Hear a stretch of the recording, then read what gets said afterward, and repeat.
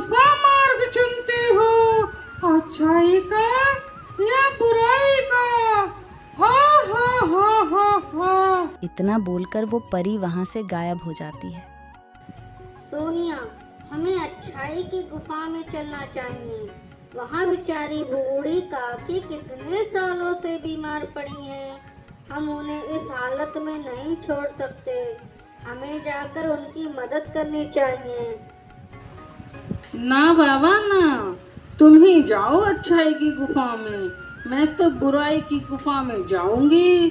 सुना नहीं तुमने वो परी क्या कह रही थी कि बुराई की गुफा में हमें ढेर सारा खजाना मिल सकता है जो हमें माला माल कर सकता है। मेरी बात मानो तो तुम भी मेरे साथ बुराई की गुफा में चलो।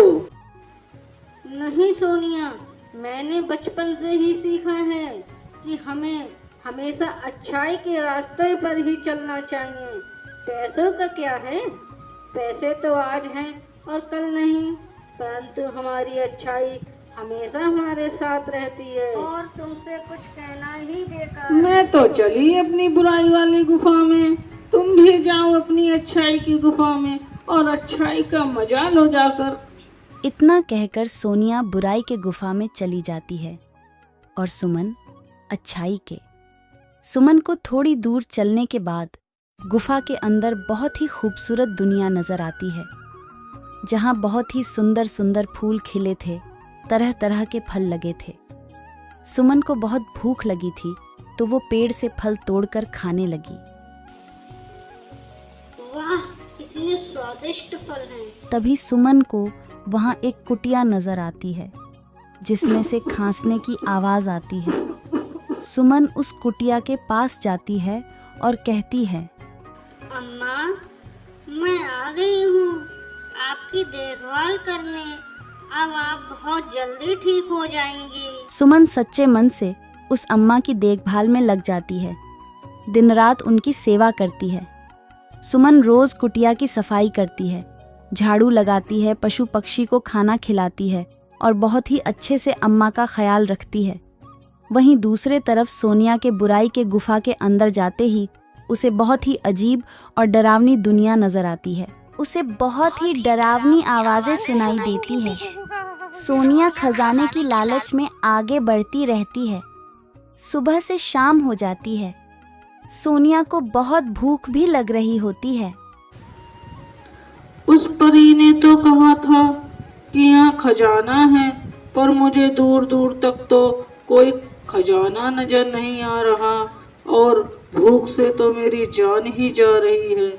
फिर थोड़ी और आगे चलने पर सोनिया को कुछ चमकती हुई चीज दिखाई देती है। अरे वाह, मिल गया खजाना। मैं जल्दी से उस खजाने के पास जाती हूँ और सारा खजाना ले लेती हूँ, फिर मैं और अमीर बन जाऊंगी। हा हा हा हा हा। ये सोचकर सोनिया जैसे ही खजाने को हाथ लगाती है, वो खजाना गायब हो जाता है। अरे ये क्या, ये खजाना मेरे हाथ में क्यों नहीं आ रहा? इसी प्रकार सोनिया जैसे ही खजाने को लेने के लिए हाथ आगे बढ़ाती, खजाना गायब हो जाता और अगर हाथ पीछे करती तो खजाना वापस आ जाता। अरे ये क्या हो रहा है मेरे साथ? तभी उसके सामने एक नागिन प्रकट होती है। लालची लड़की, अब तेरा लालच ही तुझे ले डूबेगा। अब तू यहाँ से जिंदा बचकर नहीं जाएगी और मेरा भोजन बनने के लिए तैयार हो जा। कई सालों से मैं बहुत भूखी हूँ और आज जी भर के तुझे खाऊंगी। हा हा हा हा हा। नहीं नहीं, मुझे जाने दो, मुझे छोड़ दो, मुझे कोई खजाना नहीं चाहिए। प्लीज प्लीज मुझे छोड़ दो।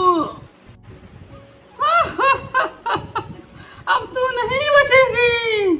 परंतु नागिन सोनिया को वहीं डंस लेती है और सोनिया चूहे में बदल जाती है। जो भी इस बुराई की गुफा में आएगा उसका यही हाल होगा। हा हा हा हा। दूसरे तरफ सुमन सच्चे दिल से उस अम्मा की देखभाल में लगी हुई थी। अम्मा, ये काढ़ा पी लो और इससे आप बहुत जल्दी ठीक हो जाएंगी। बेटी, तुम बहुत अच्छी हो और बहुत ही नेक लड़की हो। इतना बोलकर वो बूढ़ी अम्मा एक परी में बदल जाती है। सुमन, मैं तुम्हारी परीक्षा ले रही थी और तुम उस परीक्षा में खरी उतरी हो और मैं तुम्हारे श्रद्धा भाव से बहुत प्रसन्न हुई हूँ, इसीलिए मैं तुम्हें कुछ देना चाहती हूँ। फिर परी सुमन को बहुत सारा खजाना देती है। सुमन परी का धन्यवाद देकर वो खजाना लेकर उस गुफा से बाहर आ जाती है। गुफा से बाहर आने पर उसे पता चला कि उसकी सहेली सोनिया को नागिन ने डंस लिया है और वो वहीं गुफा के अंदर चूहा बन गई है। इस बात का सुमन को बहुत अफसोस होता है। काश सोनिया मेरे साथ अच्छाई के रास्ते पर चली होती तो तुम आज मेरे साथ होते। तभी वहाँ सोनिया चूहे के रूप में आती है और कहती है, सुमन, तुम बिल्कुल सही कह रही हो। खजाने की लालच ने मुझे अंधा कर दिया था, जिस कारण मैं बुराई की गुफा में जाने के लिए मैं मजबूर हो गई। परंतु तुमने लालच नहीं किया और अच्छाई का मार्ग चुना, जिस कारण तुम्हें खजाना लेने की इच्छा न होने पर भी तुम्हें इतना सारा खजाना मिला। काश मैं भी तुम्हारे साथ अच्छाई की गुफा में गई होती, पर अफसोस मेरे लालच ने ही मुझे ले डुबा। इतना कहते ही परी वहाँ पर आती है और सोनिया से कहती है, तुम्हारी बातें सुनकर लग रहा है कि तुम्हें अपने किए पर पछतावा है। और ऐसा कहते ही परी सोनिया को वापस इंसान में बदल देती है। दोनों सहेलियां परी का धन्यवाद करती हैं और वादा करती है कि ये शिक्षा हम आगे भी सभी दोस्तों को देंगे।